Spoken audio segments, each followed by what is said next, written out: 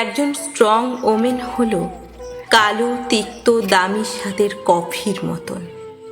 তার সমস্ত জীবন দর্শনের অভিজ্ঞতা আর জীবনের টানাপোড়েন তাকে ধীরে ধীরে ব্ল্যাক কফির মতনই প্রসেস করে।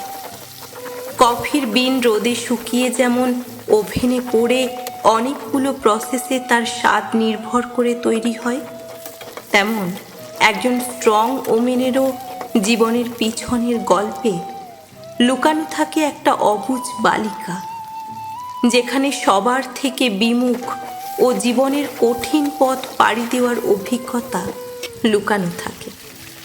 আর সে যখন কফির মতন তিক্ত স্বাদে পরিণত হয়, তখন তাকে গ্রহণ করার ক্ষমতা কোনো সাধারণ পুরুষের থাকে না।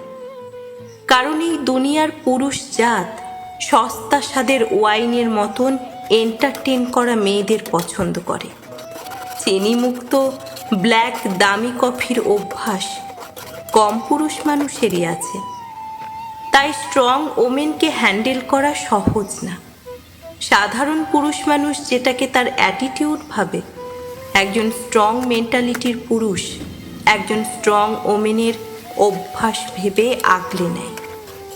তাই একজন রিয়েল পুরুষ জানে স্ট্রং ওমেনগুলো সম্পূর্ণ আলাদা। তার মুড, তার প্যাশন, তার কাজ ও তার বাক স্বাধীনতা অন্য 5টা নারীর চেয়ে আলাদা। তাকে ভালোবাসতে হলে তাকে গ্রহণ করার ক্ষমতা থাকতে হবে। অন্য সাধারণ পুরুষ তাকে প্রতিযোগী মনে করে, আর একজন স্ট্রং পুরুষ জানে এই টাইপ নারীগুলোকে নিয়ে যেমন যুদ্ধে যাওয়া যায়, আবার প্রয়োজনে সে ঘরে সাধারণ মহিলার মতন গৃহিণী হয়ে থাকে। তার লয়ালিটি ও তার যোগ্যতা তাকে অন্য 5টা চিপ মেন্টালিটির মেয়েদের থেকে অনেক বেশি আলাদা করে থাকে। একটা কথা কি জানেন, স্বাধীন চেতা মেয়েদের সাথে থাকতে চাওয়া সহজ ব্যাপার নয়। কারণ সে আপনার সব বারণ চোখ কান বন্ধ করে শুনবে না। এটা করা যাবে না, ওটা পরা যাবে না, এর সাথে কথা বলা যাবে না, এখানে যাওয়া যাবে না ইত্যাদির নিয়ম সূচির মুখে সে প্রশ্ন ছুঁড়ে বসবে, কেন? মতামতের অমিলে সে চুপ করে মেনে নেবে না যে ভুলটা তার।